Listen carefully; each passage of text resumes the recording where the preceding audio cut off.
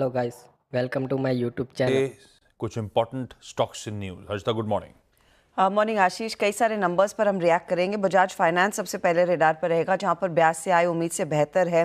करीब 8,837 करोड़ का ये फिगर आया है, 22-23% तक का इजाफा ईयर ऑन ईयर। मुनाफा 4,000 करोड़ के ऊपर आता हुआ, लेकिन यहाँ पर एक वन टाइम गेन है जो बजाज हाउसिंग फाइनेंस में इन्होंने स्टेक बेचा था 2,544 करोड़ का।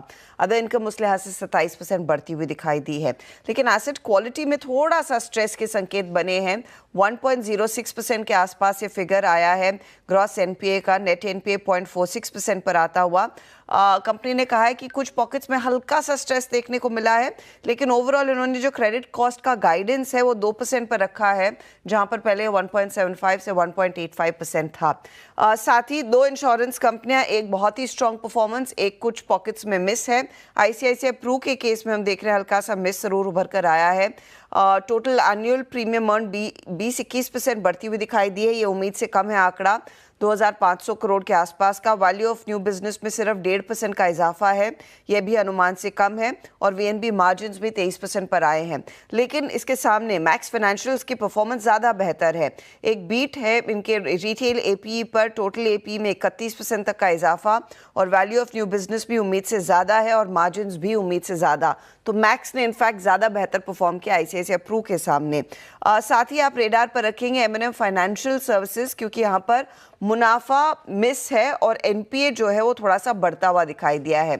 57% ज़रूर बढ़ा है मुनाफा, लेकिन ये 370 करोड़ के आसपास आए, जहां पर 450 करोड़ का अनुमान था।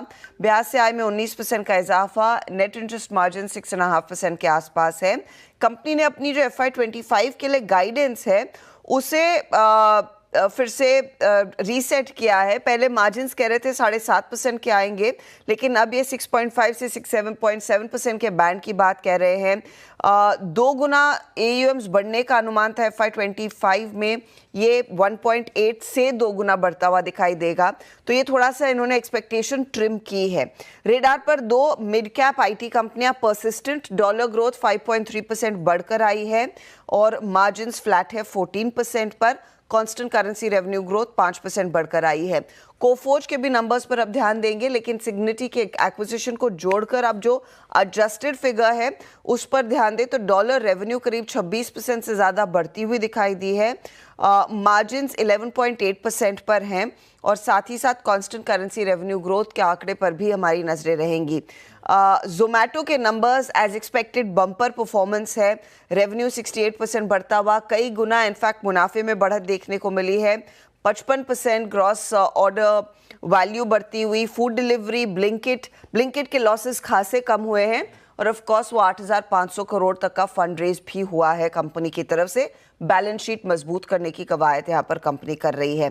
पेटीएम आज रेडार पर रहेगा खबरों में, क्योंकि फाइनली 9 महीनों के कर्ब के बाद एनपीसीआई ने दरअसल कंपनी को अनुमति दे दी है कि अब वो नए यूपीआई यूजर्स को ऑनबोर्ड कर पाएंगे। एक बहुत बड़ा रिलीफ है, क्योंकि बिजनेस थम्स आ गया था, और ये गो हेड आने के बाद पेटीएम होपफुली अपनी चाल को और मजबूत करने में कामयाब रहे। आरबीआई के जो कर्ब्स थे वो दरअसल आप कह सकते हैं थोड़े से हटते हुए दिखाई दे रहे हैं इनके पेमेंट बैंक के क्राइसिस के बाद, और ये एक बहुत बड़ी राहत की खबर है। रखिए स्टॉक्स रडार पे, क्विकली छोटा सा ब्रेक के उस पर जब लौटेंगे तो आज वेडनेसडे का वो जो इवेंट्स कैलेंडर और साथ साथ कमोडिटी स्ट्रैटेजी।